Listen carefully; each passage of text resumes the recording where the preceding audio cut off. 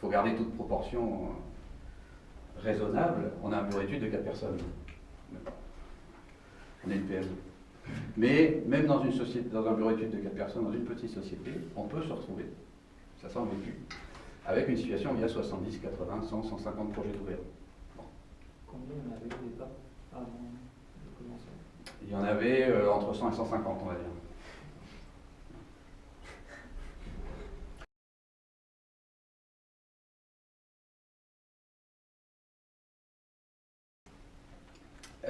Et donc je reviens aux outils ou aux choses qu'on a mis en place pour arriver à répondre à tous ces critères, à tous ces paramètres variables dans ces quelques dernières années. On a notamment, avec Anthony, on a notamment fait un network diagramme et un network diagramme générique, standardisé en réalité. L'idée derrière ça, c'était de se dire, comme je vous disais, on fait beaucoup de références chaque année, on fait beaucoup de produits spéciaux, et des petits, des grands, des choses linéaires, des choses pour l'extérieur, des produits pour l'intérieur, vraiment très variés. Et donc chaque projet était initié d'une façon propre. Donc on a dit, on met tout le monde sur le même pied d'égalité, et on met tous les projets selon un diagramme standard.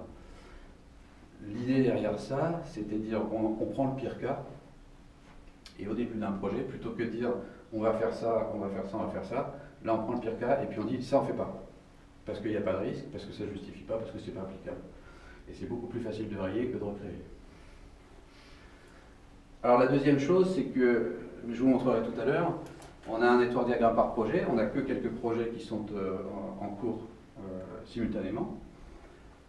Et puis on affiche visuellement les tâches accomplies. Donc on peut voir, tous les internes ou externes à la société qui rentrent dans le bureau d'études peuvent voir sur chacun des projets à quelle étape on en est. Et la dernière chose, c'est que en interne, mais aussi en externe, ça permet d'échanger et de voir un petit peu le reste à faire. Donc ça permet, on a beaucoup moins de questions qu'avant, quand est-ce que ce projet est fini. En fait, nos interlocuteurs regardent le tableau, ils voient ça et ils ont une idée de quand est-ce que ça finira, en voyant l'étendue du reste à faire. Alors en dernier lieu, j'ai un peu sauté, mais c'est quand même un sentiment de devoir accompli, d'aller cocher la case en disant ça je l'ai fait, et donc ça crée une dynamique, ça aspire un petit peu la volonté de finir les tâches, et de finir la tâche qu'il faut faire dans la chaîne, et pas autre chose. Donc en interne, ça joue aussi pas mal.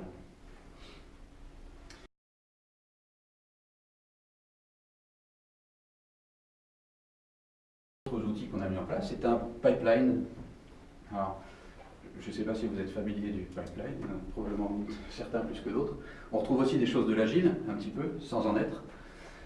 L'idée du pipeline, c'est de dire, voilà, on a certaines tâches ou certains projets qui sont en cours. On en a un certain nombre qui sont en buffer, qui sont en stock, mais sur lesquels on ne travaille pas. Et c'est affiché. On sait qu'on a des clients ou de la direction qui souhaiteraient qu'on travaille sur tel ou tel projet, mais la porte n'est pas ouverte, le projet n'est pas démarré. Ça permet aussi d'éviter toutes les questions du genre, est-ce que vous avez commencé ce projet-là, ou est-ce que vous en êtes sur ce projet-là. On affiche non seulement ceux sur quoi on travaille, mais aussi ceux sur quoi on ne travaille pas. Alors ça donne un miroir en externe aux autres salariés de la société, éventuellement aux clients qui peuvent rentrer pour l'accès au bureau d'études, mais aussi pour tous les membres du bureau d'études, c'est une facilité. Et puis à la fin du pipeline, on retrouve ce qui est réalisé.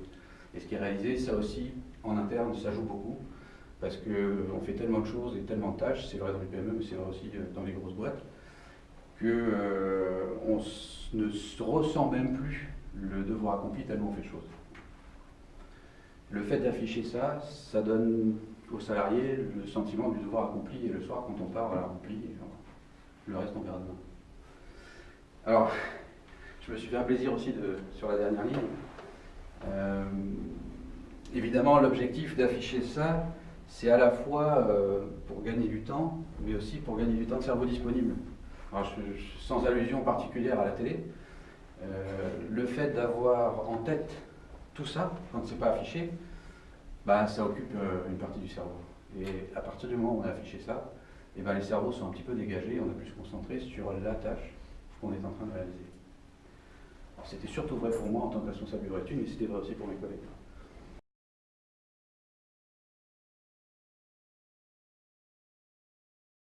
Globalement, pour chacun de ces projets, on a analysé la chaîne critique, on a donné un temps alloué à ce projet-là, et puis derrière on a donné un buffer, on a dimensionné un buffer.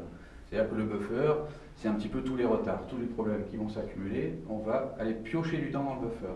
Et c'est l'état du buffer, je ne sais pas si vous êtes familier avec ce type de diagramme, le buffer burn rate, c'est l'état du buffer qui est affiché ici. Ça veut dire quoi? Ça veut dire, pour chacun des projets, alors en l'occurrence, il y a 3 projets, il y a 2 buffers, il y en a un qui était en stand-by. Pour chacun des projets, on sait dire quelle est sa consommation du buffer, de combien est-ce qu'il dépasse ce qu'on avait prévu initialement. Ça permet de donner la priorité, éventuellement, à un des projets qui prend du retard. Alors même si ça ne lui donne pas la priorité, ça donne au moins l'information que ce projet-là prend du retard. L'autre information qui est un petit peu positive, c'est de dire tant qu'on est dans le graphe et qu'on n'en est pas sorti, on consomme du buffer, on surconsomme ce qu'on avait prévu initialement, mais c'est toujours prévu. Le buffer, il est là pour ça. Et régulièrement, moi je dis aux équipes, oui, vous prenez du retard, le buffer il est dans le rouge, il est là pour ça. Voilà. Faites vos tâches tranquillement. Vous n'essayez pas de raccourcir les temps, n'essayez pas de zapper des tâches, parce que de toute façon, à la fin, ce sera une catastrophe.